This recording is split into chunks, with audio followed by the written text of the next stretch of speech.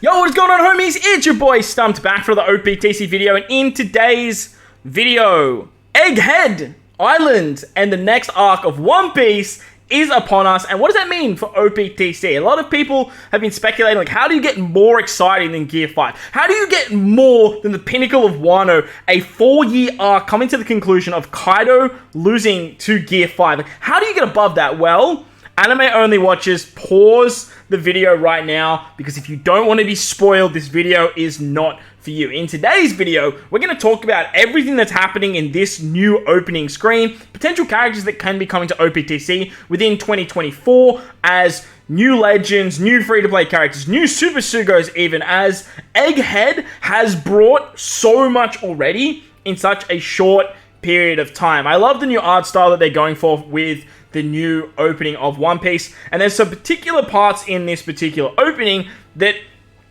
anime-only watchers are probably thinking, what the hell's going on? That part right there, with all of those characters being brought back, characters like Garp, characters like Kuzen, Big News Morgans, you have the statue, you have Sabo in there, Kid, Law, Blackbeard, Shanks. There's so many crowd favorites to talk about, and so many new characters that are coming in 2024. But where do we begin? Where do we start as this journey continues in 2024? Well, alright, so let's kick it back to the start of the theme, where we sort of hone in on the Thousand Sunny. We have all the characters in their new outfits, new artwork, looks kind of cool, and then moving into Egghead. Now, this particular character straight up here, the giant robot, very reminiscent of Japan and the character from Studio Ghibli. And then you have this particular scene right here. Now, this spinning cycle and this character right here is the one and only Vegapunk. As we know, Dr. Vegapunk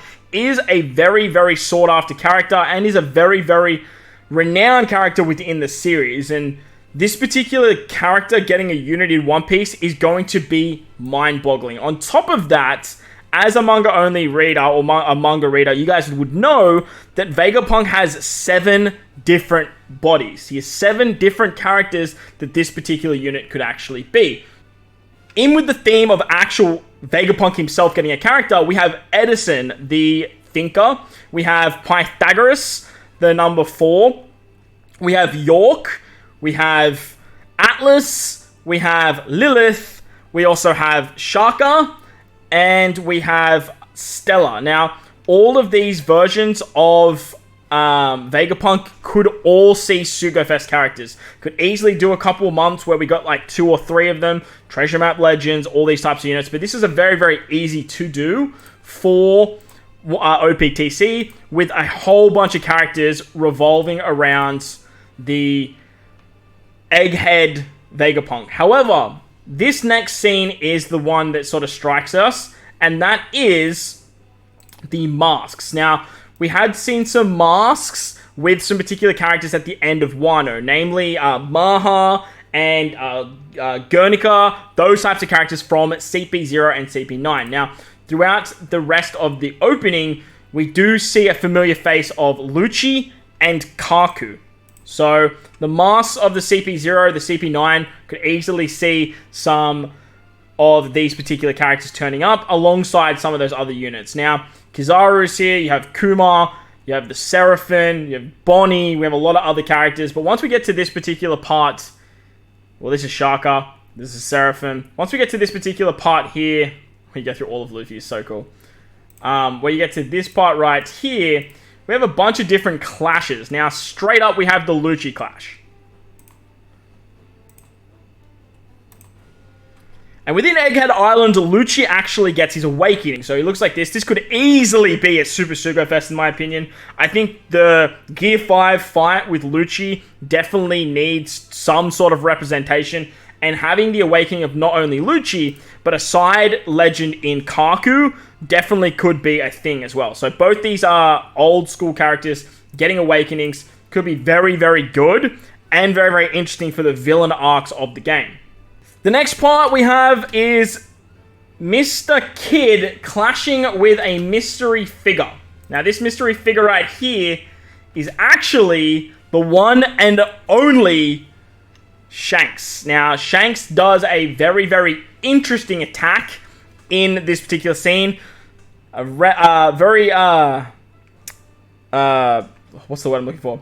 An attack that we've seen before with the Pirate King Goldie Roger, and that is the Divine Departure. This particular unit could go to the absolute moon. I'm so excited for this one. I think Shanks in Divine Departure will definitely see a Super Sugofest, or a Sugofest at least. I think a Super Sugofest Shanks with the Divine Departure would be absolutely insane, because last time we saw this, like, kid getting absolutely smacked.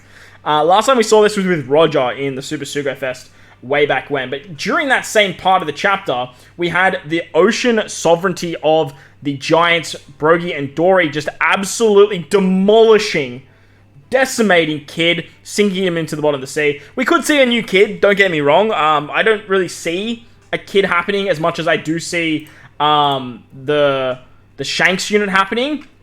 But definitely a Shanks and a Dory and Brogy will be coming. The next clash we have is Law and Blackbeard. Now, Law gets hit by a very, very interesting part of Blackbeard's new crew. Now, Blackbeard gets, besides himself getting a new legend, he has a bunch of side characters as his crew that could easily get legends throughout the game. Shiryu gets announced with the Invisible Man fruit that they stole from Moria's crew.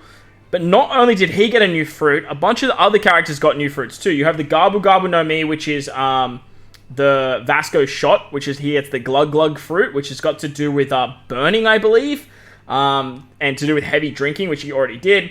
You have the Shima Shima no Mi, which is the Isle fruit that Alvaro Pizarro gets, so he turns into an island. He's literally the island, that, island, which is crazy. You have the Deka Deka no Mi, which is the Great Battleship Huge Fruit, Gigantification, which he pretty much already. And all these characters got perfect fruits for what they're actually doing.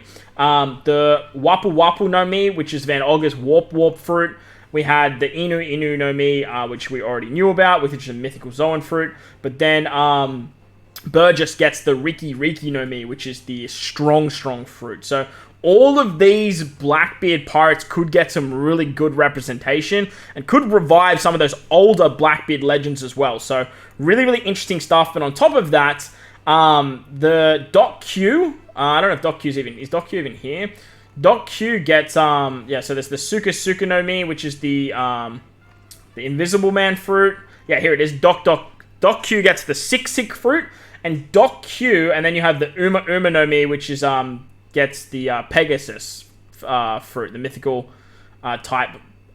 Zoan type, actually, that gives to the horse of Doc Q as well. So, finally, you have, the Kuzan as well, who we'll touch on in a second. But all of those characters could definitely get some really interesting representation. Plus, Law actually gets body swapped into a female, which definitely could see a unit as well. The next clash we have, and this one's actually really interesting to me, it's the Garp and Kuzan clash. Now, a new Kuzan, a new Garp could definitely be along the way.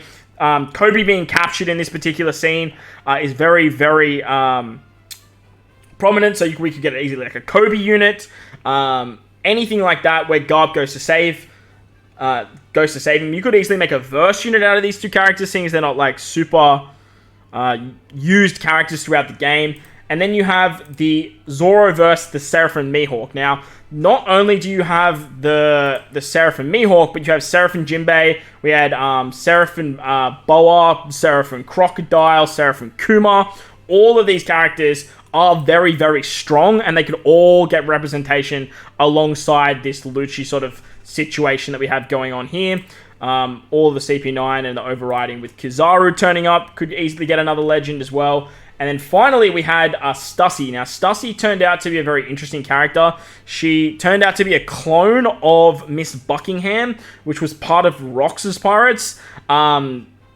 She came out of nowhere with this Mad's first successful clone. And all of the options of now cloning characters became a thing. But Stussy could definitely see another legend as well, or Stucky Bussy. Hey, yo. So there's a lot to see from Egghead. And finally, we had the most depressing and the most heartfelt backstory of all time with Kuma and Bonnie. Bonnie's very prevalent in Egghead, trying to find out what happened to her dad. I know. And the sacrifice Kuma made for her. Definitely a new Kuma Legend could easily be seen, and like a good Kuma Legend at that. A new Bonnie is definitely on the horizons as well. But with Egghead Island coming in full force, I'm very excited to see what it has to bring in OPTC. As like this particular, like these cutscenes here, like, and then you cut it into Luffy versus Lucci here. I don't think we'll ever see a Luffy dual unit. Not dual unit, verse unit. So don't get your hopes up. But be very, very excited. If you're an anime-only watcher, there's so much coming. Be very, very happy, very, very excited. Sabo is on the way. Like, we could see a Sabo. We could see our very first Emu Legend as well, or any of the planets being the Gorosei. Saturn could be turning up, and there's a lot of other stuff too. But hopefully this video didn't spoil if you guys are an anime-only watcher. If you did enjoy it though, belt the like button, hit the subscribe button, do all that good stuff. Most importantly, whether you guys are in this beautiful world, please remember to enjoy the rest of your day. As always, homies, thank you all for watching, and I'll catch you all in the next one.